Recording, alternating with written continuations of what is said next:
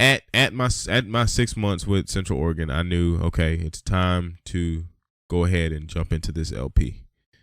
And let me tell you, they did not want me to leave. They didn't want me to do this. Like, I talked to everybody and their grandma about how bad leasing is right now. Oh, the economy. Oh, it's gonna be so terrible. Fuel is expensive. It's just gonna be so hard. You're gonna go broke. You, you don't need to do it. You blah blah blah. I mean, I heard it all, and I've heard it all from other people that know what I had planned on doing. And my whole thing is that I know what kind of person I am. I know how I run. You know, I don't know everything there is to know about trucking. I'm not saying that.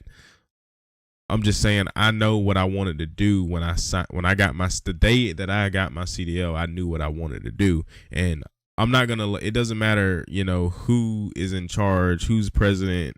It does. I mean, I knew exactly what I wanted to do, and I got to the point like, okay, well, whose fingers do I got to break to go ahead and do this? Because I mean, like, up until like I had to pretty much say, hey, I'm gonna quit, and just go somewhere else. And I mean, job hopping is not something that I'm proud of or anything like that.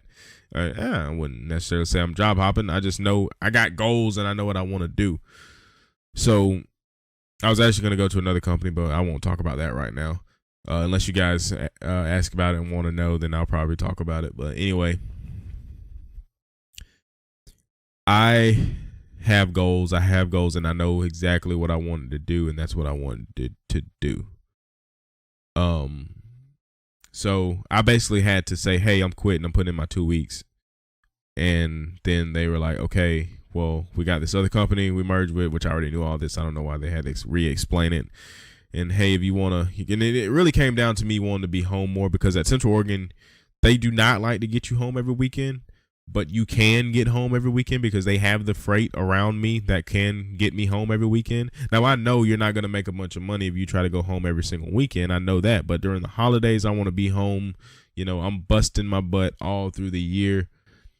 And I want to be home for the holidays. I was able to get home for the holidays, but I just wasn't looking forward to getting back out and, just staying out for 2, 3, 4 weeks at a time. I never stayed out 4 weeks, but 3 weeks at a time. And it not even really being worth it, because I really didn't see a huge difference in my checks. Maybe about $200-$300, maybe $400 on the most sometimes, staying out every other week. So it really didn't make sense for me to go all across the country and still my checks be the same, because either way you still got to take a 34-hour reset unless you run recap hours. But sometimes that could probably get you in trouble where you wind up having to take a 34 on a Wednesday, start on a Wednesday or something. But I got to the point where I was like, okay, let me do it, or I'll just go somewhere else. Because that's the thing about trucking. You can pretty much, as long as you have a clean record, you can go wherever you want to. But job hopping will pop up on your record, and some companies won't hire you because of that. Now, any advice I can give anybody out there right now, if you're job hopping and you don't have a plan, you don't have a goal of being lease purchase or anything like that, then especially if you're flatbed, really, I guess anywhere really, but specifically flatbed, because that's the only experience that I can talk to. If you're just job hopping just because you don't like the company or something like that, it's going to be the exact same at any flatbed company you go to. So if you go from Boyd to TMC to what are the other ones, Maverick, it's all flatbed, and you're going to find yourself going to the same places that you've already been to, doing the same stuff you've been doing, securing the same way you've been securing, making maybe a little bit more money because the cent per mile maybe more, or the percentage of the load maybe a little bit more, but for the most part everything's ran the same. So that's just a little advice there. So after I just said I was going to put in my 2 weeks, they called me and say, hey, you want to go here? And the company that they merged with was Hornady Transportation. So, I mean, coming into Central Oregon, I knew that I was gonna go to Hornady to do my lease purchase. That was never a surprise. I don't think I've ever mentioned that on the channel. I may have mentioned that before.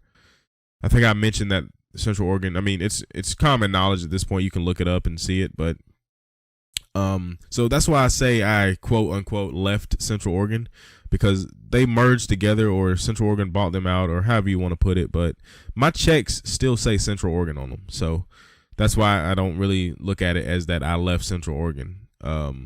My checks still say Central Oregon. On the side of my truck, it says operated by Central Oregon. It's a 2022 T680, and it's exactly how I wanted it.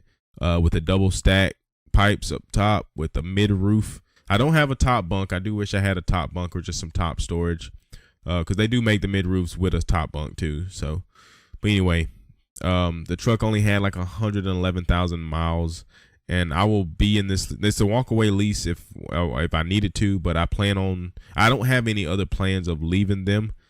I plan on buying this truck, so I'll pay this truck off in October of 2027. So I don't have any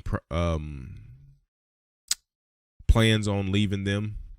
I plan on paying this truck off and being here.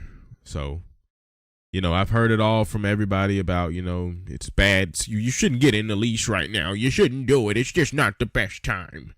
But I've done a ton of research, and research isn't worth anything until you actually get out here and experience it. I know that. I'm not, not saying that. And like I've already said, I don't know everything there is to know. There's gonna probably be a lot of things that there's definitely gonna be a lot of things that I learned being out here, actually making payments to the truck, and getting my own fuel wherever I want to get it now. That's a good thing. And I think that's a story for another video. I got fuel out of network, but yesterday, but I'll that's a whole nother video. But I've talked to a lot of people. Over this past year, I've talked to at least over maybe 50 or 60 people that are either owner operators or lease purchase lease operators. I've talked to a bunch of them, and it's pretty much split. Some say, they're having a terrible time out here. Some say they're still doing good. It could be better, obviously. It's just a little bit more hard work is all it is now. It's more than just dropping off a load now and immediately getting another load. Now, so far, I've been lucky. I've completed my first week in the LP here at Hornady, and pretty much I get a load. I don't have to wait on loads, mainly because I don't wait until I get empty to get a load. Like right now, it is Friday. The load I picked up is I picked up yesterday. I'm home today, obviously. The load I picked up on Thursday is going to be delivered in North Carolina on Monday, and I've already got another load scheduled to pick up on Monday to deliver to Alabama on. It's probably going to be due on probably Wednesday, but I'm going to leave out Sunday, so I may be able to get that load picked up and actually drop it off on Tuesday before 1 or 2 o'clock in the afternoon, especially with Alabama being an hour behind Eastern time. But so far I haven't had to wait on any loads. Hornady has their own load board, so I can get on there and look at stuff, and also you can pick loads from other load boards. I use the DAT load board. I haven't had to use it yet because they've been pretty steady. Each day I check the load board, there's probably over 100 loads on that board, and I think Hornady has about 100 or so lease guys. Could be more, could be less. But I'm not scared of a little bit of work, and there's a video that I had saw Sturgell Trucking, and I'll throw up the video. I'll throw up the clip of what he said about lease purchase. Now he's an owner operator for CRST. If you go check out Sturgell Trucking, I don't know exactly how to spell it, but if you type it in Sturgell Trucking, you'll find him. But he owns his own truck, but he leases he leases everything and uses CRST's authority, I believe. I may be wrong on that. I think I'm right though. But his truck's paid for, so obviously his expenses are way down. But I'll throw up the video for you guys to see that, or the clip real quick. But I wanted to do this just for the lease purchase guys that sit around and cry how unfair the program is. Okay, remember, you walked in with nothing. You put nothing down. They brokered all into payments for you and did no credit checks on you. You're free to leave at any time. It is a zero risk to you deal. The company is taking all the risks. So they should make a little bit of money for doing that for you, first of all. So if you think the payment on this truck is too high and it should be less, and you think you could, you see these trucks on truck paper and you get out your little payment calculator, well, that truck's nicer than mine, and on a 4-year loan, I could get it for this payment. Then go get it, okay? Don't complain that the company gave you a truck at a payment where they make a little bit because they're taking all the risk and you're taking none, and then complain about it. All you got to do is, I just wrote down a couple quick little things. All you got to do is this. Go to a truck dealership and start talking to them. For a decent truck, right now, you're looking at a minimum of $20,000 down. Okay, so there you go. You got to come up with 20 grand right off the bat. Then you're going to need about $10,000 somehow to float your first month's fuel, either a credit card or cash. And you're going to need some money in reserves in case you blow a power steering pump or something. I have 10 grand down there. You pick your number. Because you don't get paid through brokers. And filing your own authority, that was part of the $2,500. So all these little things. And that's not, what are you going to do for a trailer? I'm assuming you're going to go be a super owner operator for Amazon, power only or whatever. So we'll leave the trailer out of it for now. So, but when you start, these guys, most of them, if you're booking on the spot market, they don't pay you for 30 days. So the only way to get paid before 30 days, use a factoring company and throw more money away, which I think is stupid. But, but to do it right, you would need, at least 10 grand to float your first month's fuel, 10 grand, some money in reserves, and whatever your monthly expenses at home are to cover your first month. So just a nice, easy number. You're going to need about $50,000 to start your trucking company and run it for the first month. So if you don't like the lease purchase plan, just go take $50,000 out of your own bank and do it your own way. You got no skin in the game. You did nothing. You walked into an orientation. You walked out with a truck, and if the sucker breaks down, the company takes care of it for you. Go. If you can't make it in truck as an owner-operator now, this ain't for you. Bye-bye. You're not cut out for this. Go back and drive for somebody else or move on to another career. But anyway, guys, so, it's pretty much just been me transferring over. So I actually had to turn my truck in Oregon. So I was in Oregon a couple of weeks ago, drove all the way across, obviously, drove all the way across, dropped my truck, and then flew to Birmingham, Alabama to pick up my truck at Hornady. And now here we are, lease operator. This is, like I said, everything from when I left TMC is according to plan. This is exactly how I wanted things to go. This is where I wanted to end up. Like I said, as soon as I went over to Central Oregon, I knew that in the beginning of 2023, I would be lease purchase with Hornady. Now it just comes to making sure I get, my tax stuff situated, because this will be the first time. Now I'm actually running my company. Well, I'm running this lease purchase through my company, my LLC. And so the tax benefits is the main thing of why to run. So basically my whole goal is to pay myself a certain amount from my LLC.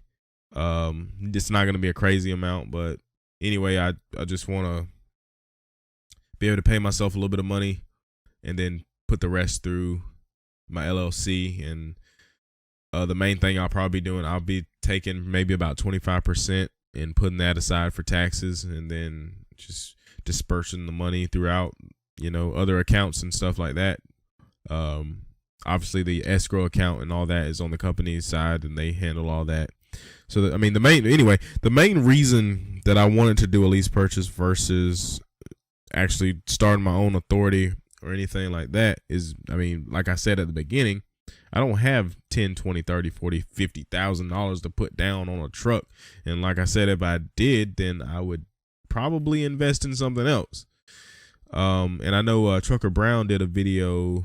He did a live the other day talking where he talked to a lot of guys.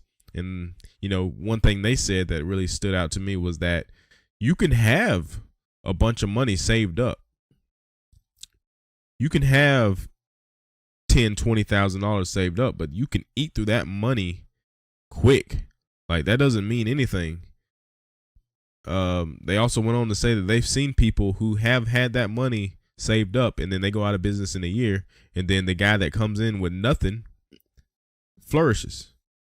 So, I mean, I don't know what that'll be for me, but, you know, I'm out here and I'm, you know, I've learned a lot, and I know I still have a lot more to learn, but I'm not afraid of the challenge that comes with this.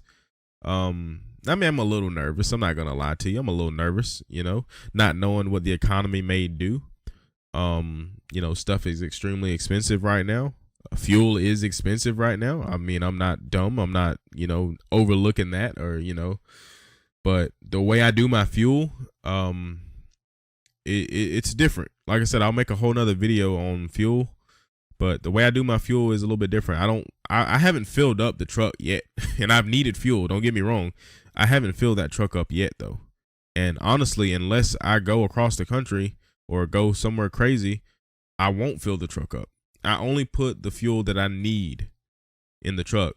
And what I say what I need is when I get a load and I can get to the load with the fuel that I got, then when I leave the shipper, then I'm looking to get fuel.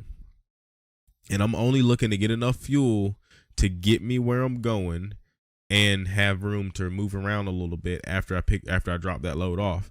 Be able to still move around and even probably make it to my next pickup. And then I always like to put fuel in when I am leaving my shipper. So I put enough in there to make sure I have enough to, you know, get to the next fuel stop. And I know that'll probably be a little bit different once I start running in the mountains, whenever I do run in the mountains, because you can eat through fuel a lot faster. I'm going to have more updates. I'm going to be uploading a lot more. I actually have recorded something already, but I realized my camera, the audio wasn't turned on inside the camera, so I'm happier to do it at home anyway. But be sure to like, comment, subscribe, guys. I appreciate you guys for subscribing and hanging in there with me. I really appreciate that. And I'll see you guys in the next video. Peace.